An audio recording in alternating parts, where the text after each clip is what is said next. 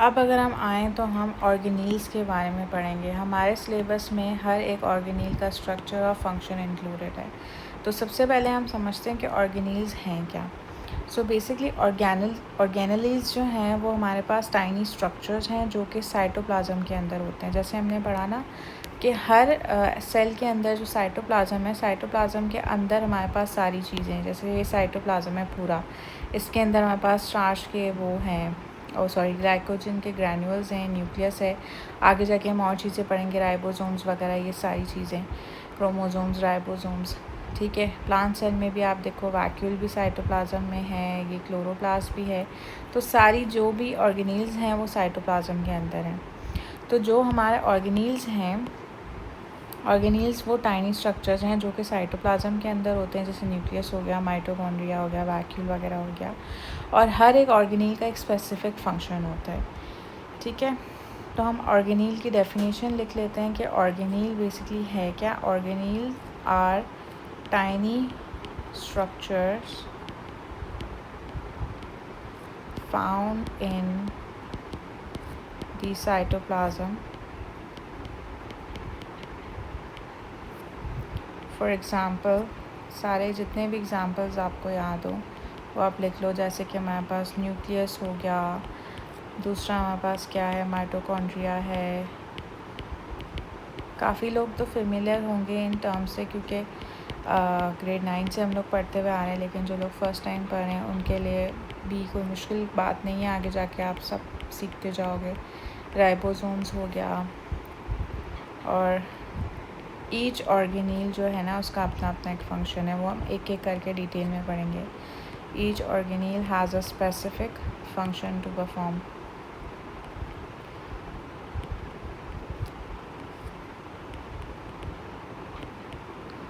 अच्छा, अब हमारे पास जो है वो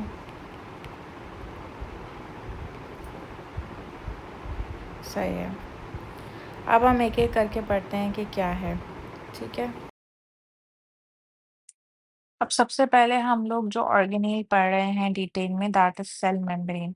सेल मेम्ब्रेन के बारे में जो है वो तीन उसके स्ट्रक्चर के जो है वो कैरेक्टरिस्टिक्स हैं। सबसे पहला जो है वो ये है कि it is thinner than cell wall. Cell wall जो है वो थोड़ा सा मोटा होता है और ये पतला है बेचारा। सो हम बोलेंगे कि it's thinner than cell wall. Cell wall से है ना ये थोड़ा सा पतला होता है, ये बिल्कुल सेल वॉल पे चिपका हुआ होता है। दूसरा जो उसका स्ट्रक्चर है वो ये है कि अब जैसे हमें पता है कि सेल वॉल जो है वो सेल्यूलोज का बना हुआ है। तो सेल मेम्ब्रेन किस चीज़ का बना हुआ है? सेल मेम्ब्रेन बना हुआ है made up of lipids and proteins. It's made up of lipids and proteins. अब लिपिड्स क्या है? काफ़ी स्टूडेंट्स कंफ्यूज होंगे। तो lipids basically fats and oil का दूसरा नाम है। Fats plus oil. लिपिड्स को हम कहते हैं फैट्स प्लस ऑयल। हमारे बॉडी के अंदर जो है वो फैट्स होते हैं और ऑयल होता है, दैट इज लिपिड्स। थर्ड जो इसका स्ट्रक्चर है दैट इज वेरी इंपॉर्टेंट। अब ये जो है ना ये नया ऐड हुआ है सिलेबस में, पहले ये नहीं था। ये ऐड हुआ है नया and it's very important too. तो वो ये है कि इट हैज़ कैरियर प्रोटीन्स। अब ये कैरियर प्रोटीन्स क्या होते हैं इसको हम डिटेल में पढ़ेंगे। कैरियर प्रोटीन्स हैं दैट आर इन्वॉल्व्ड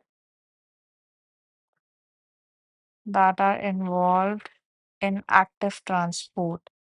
अब ये एक्टिव ट्रांसपोर्ट क्या है और ये कैरियर प्रोटीन्स क्या हैं? बेसिकली ये जो कैरियर प्रोटीन्स हैं ये हमारे सिर्फ सेल मेम्ब्रेन में प्रेजेंट होते हैं, और ये एक स्पेशल स्ट्रक्चर है जो कि हेल्प करता है एक्टिव ट्रांसपोर्ट को होने में। सही है? तो these are basically these special structures that helps in active transport। अब ये एक्टिव ट्रांसपोर्ट में ना आपको हेल्प कर रहे हैं। सही है। अब एक्टिव ट्रांसपोर्ट क्या है? एक्टिव ट्रांसपोर्ट में बेसिकली आयंस की मूवमेंट होती है from lower concentration to higher concentration. ठीक है, अब यहाँ पे हमारे पास क्या है, लिविंग मेम्ब्रेन का होना लाजमी है। एक्टिव ट्रांसपोर्ट होने के लिए ना लिविंग मेम्ब्रेन इज़ नीडेड। ये सब मैं आपको समझाऊँगी क्या है। Living membrane is necessary. अब मैं ऐसा क्यों कह रही हूँ? लिविंग मेम्ब्रेन का हमारे पास जो एग्ज़ाम्पल है दैट इज़ सेल मेम्ब्रेन, और सेल मेम्ब्रेन के अंदर ही हमारे पास ये कैरियर प्रोटीन्स होते हैं, जहाँ पे हमारे पास एक्टिव ट्रांसपोर्ट होती है, ठीक है? अब मैं इसको ना वन बाय वन आपको थोड़ा-सा एक्सप्लेन करती हूँ। बेसिकली सीन क्या है? सीन ये है कि एक हमारे पास होती है डिफ्यूज़न। अब डिफ्यूज़न क्या होती है? डिफ्यूज़न के अंदर हमारे पास गैसेज़ जो हैं वो ट्रांसफ़र होती हैं। सही हो गया? फिर हमारे पास होती है ऑस्मोसिस। ऑस्मोसिस के अंदर ओनली वाटर ट्रांसफर्स, सिर्फ़ वाटर जो है वो ट्रांसफ़र करता है from higher concentration to lower concentration. अब इन दोनों प्रोसेसेस के अंदर हमारे पास लिविंग मेम्ब्रेन की रिक्वायरमेंट नहीं है। Living membrane is not required. सही हो गया। अब लिविंग मेम्ब्रेन क्या है? लिविंग मेम्ब्रेन की एग्ज़ाम्पल है सेल मेम्ब्रेन। सेल मेम्ब्रेन जो है वो लिविंग मेम्ब्रेन है। और जो हमारे पास ट्रांसफ़र है ये हायर टू लोअर होता है, जबकि जो एक्टिव ट्रांसपोर्ट है वो लोअर टू हायर होता है, उल्टा होता है एक्टिव ट्रांसपोर्ट। एक्टिव ट्रांसपोर्ट एक वैसा प्रोसेस है जिसके अंदर हम ये कहते हैं कि यहाँ पे आयन्स की मूवमेंट है, ठीक है? मूवमेंट ऑफ आयन्स हो रही है। ये हम प्रोसेसेस आगे जाके मज़ीद जो है वो डिटेल में पढ़ेंगे। लेकिन इसकी मैं ना आपको एक ऊपर-ऊपर से इन्फॉर्मेशन दे रही हूँ क्योंकि अभी हमें ये ना थोड़ा समझना होगा। Movement of ions and molecules from lower to from lower to higher reason.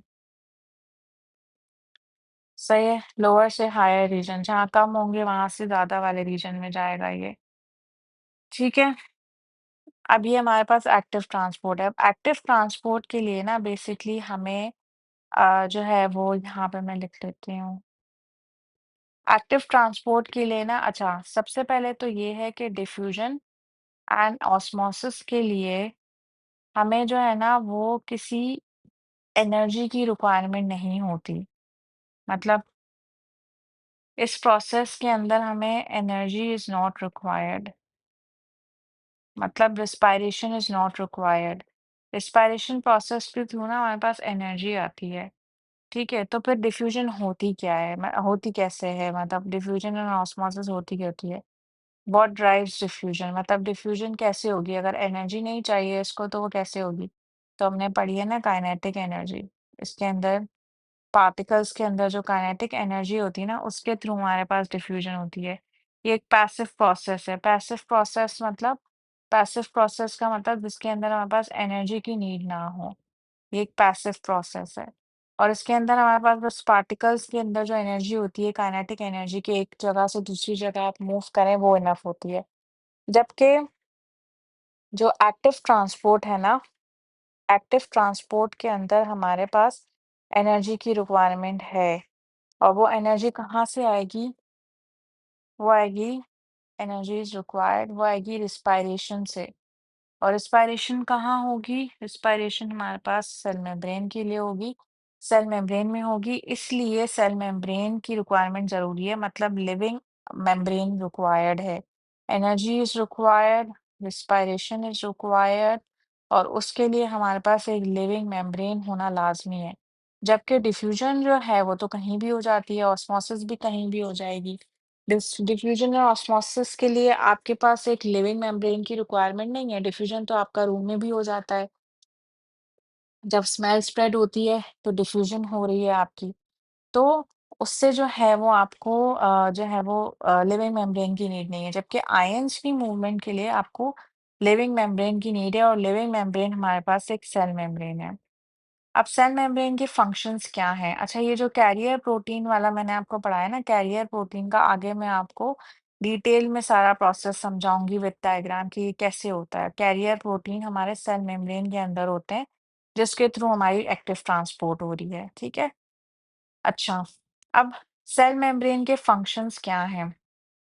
सबसे पहला तो स्टूडेंट्स को सबसे पहला जो याद होता है ये कि पार्शियली परमिएबल मेम्ब्रेन है।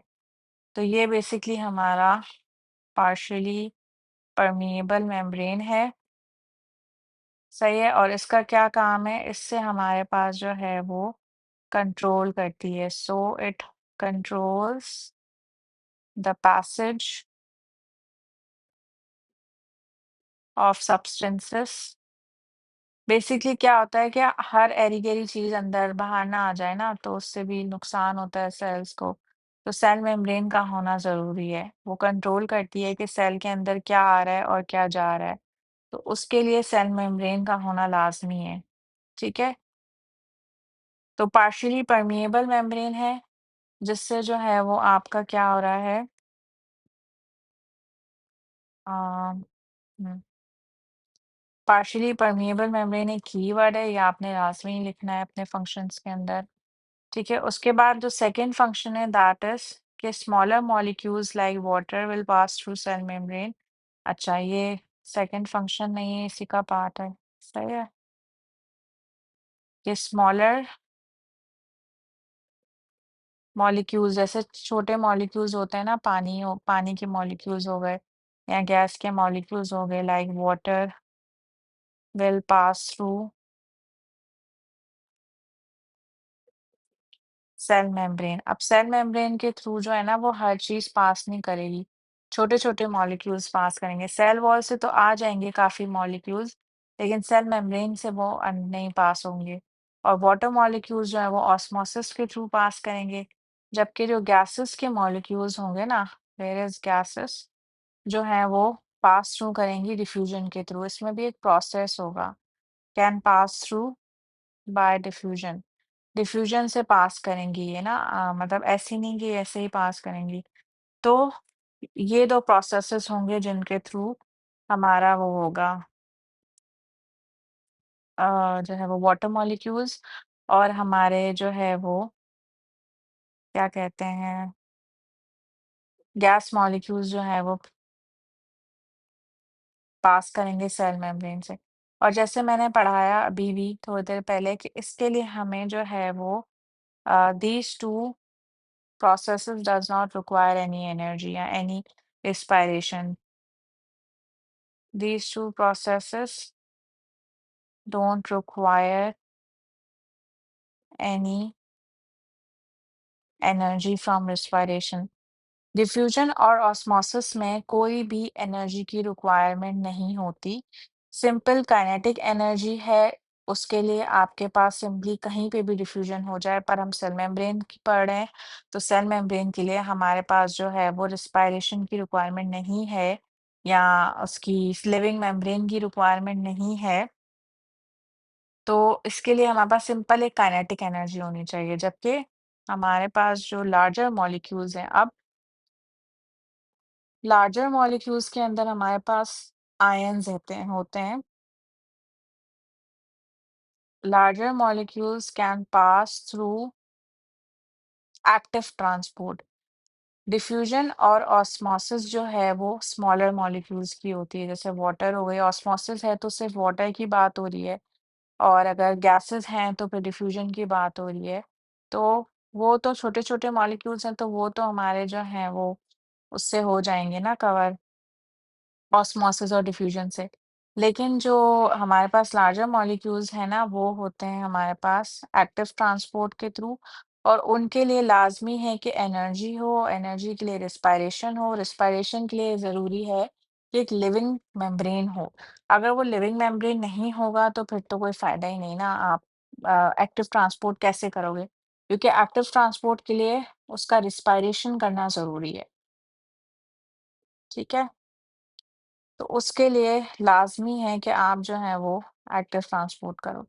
अच्छा गैसेज़ कौन-सी होती हैं, ये तो आपको पता होंगी कौन-सी गैसेज़ जो हैं वो प्लांट सेल में ट्रैवल करेंगी। तो वो कार्बन डाइऑक्साइड और ऑक्सीजन ही होंगी। कार्बन डाइऑक्साइड और ऑक्सीजन हैं जो ट्रैवल करती हैं हमारे प्लांट्स के इन एंड आउट। क्योंकि प्लांट्स के अंदर फोटोसिंथेसिस हो रही है, रिस्पायरेशन हो रही है, तो कार्बन डाइऑक्साइड और ऑक्सीजन का इन एंड आउट होना लाज़मी है। अब हमने ये देखा कि डिफ्यूजन और ऑस्मोसिस जो है उसके लिए तो हमें एनर्जी की ज़रूरत नहीं है। और हमने सेल मेम्ब्रेन के सारे फंक्शंस भी पढ़ लिए। और सेल मेम्ब्रेन के मेन फंक्शंस में यही है कि वो पार्शियली परमिएबल मेम्ब्रेन है।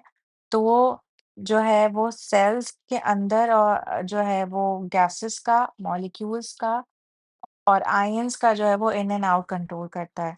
तो उसके लिए हमने ये देखा कि जब भी एक्टिव ट्रांसपोर्ट होगी तो एक्टिव ट्रांसपोर्ट के लिए हमें एक लिविंग मेम्ब्रेन की ज़रूरत है।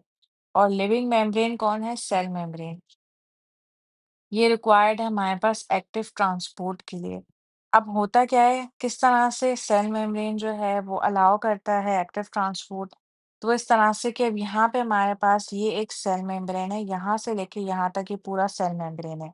अब इस सेल मेम्ब्रेन के अंदर हमारे पास एक स्पेशल स्ट्रक्चर होता है और उस स्ट्रक्चर को हम कहते हैं कैरियर प्रोटीन।